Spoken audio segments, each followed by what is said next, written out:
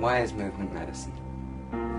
We live in a body, we're all physical beings, and yet in the 20th and 21st century we become increasingly distant and separated from the wisdom of our physical bodies because we live quite unphysical lives. So we've lost contact with the wisdom, the natural wisdom of the physical body.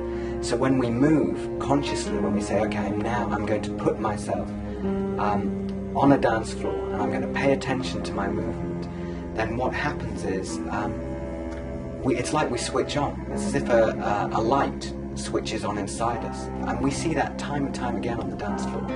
So it opens up, movement opens up our view. Just like a river, imagine a river when it's dammed, it becomes stagnant and it becomes ill and it's not a healthy place to be. You take the dam out and it starts moving and it oxygenates and it cleanses itself. So it's pretty well known that movement is good for you, exercise is good for you. Then you add the level of consciousness and the joy of dance, you bring in music and the collective experience of moving, and you get this thing which is we call medicine.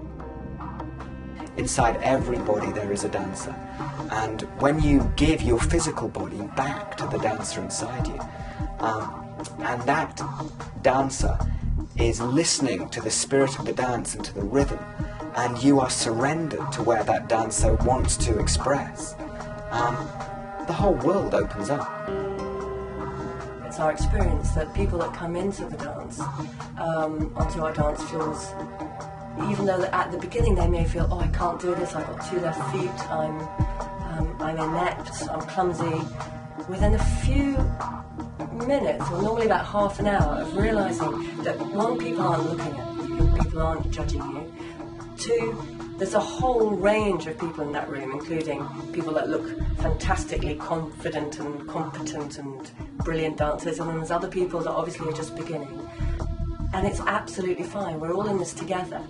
We're dancing, and what's important isn't whether you look like this or like that, but what's important is that you feel what you're doing and you let the dance emerge. And once people get that it's not about conforming to an outside kind of stereotype of how you should look, but it's about actually letting the dance emerge, and that it's inside you, like Jakob was saying, the dancer is in you already.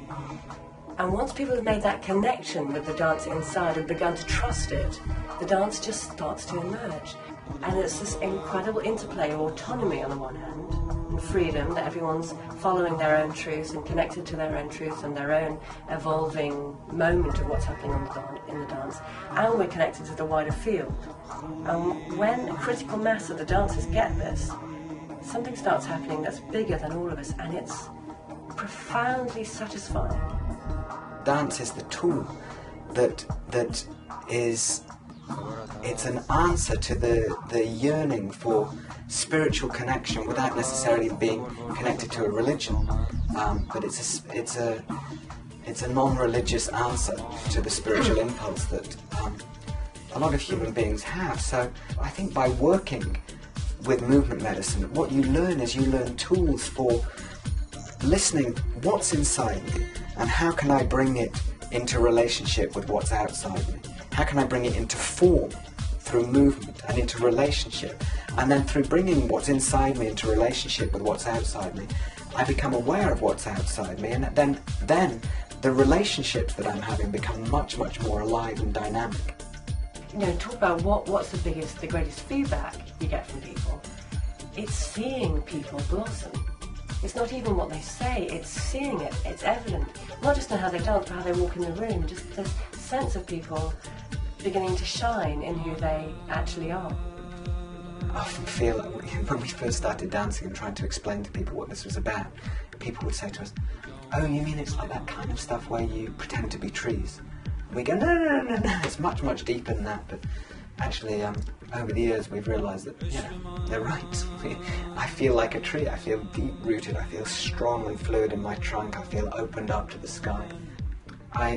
Very often I fall into a state of trance, which basically means being, on the one hand, incredibly focused, on the other hand, very, very open.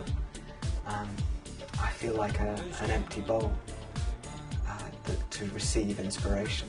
I feel human. I feel part of life. I feel like the spirit in me opens up his wings, like my spirit just opens up its wings, and I feel like I have permission to fly whilst I'm in a body. I feel like I have the permission to bring the spirit, the freedom of my spirit, together with the sensuality of my body. And it's an extraordinary and very simple experience.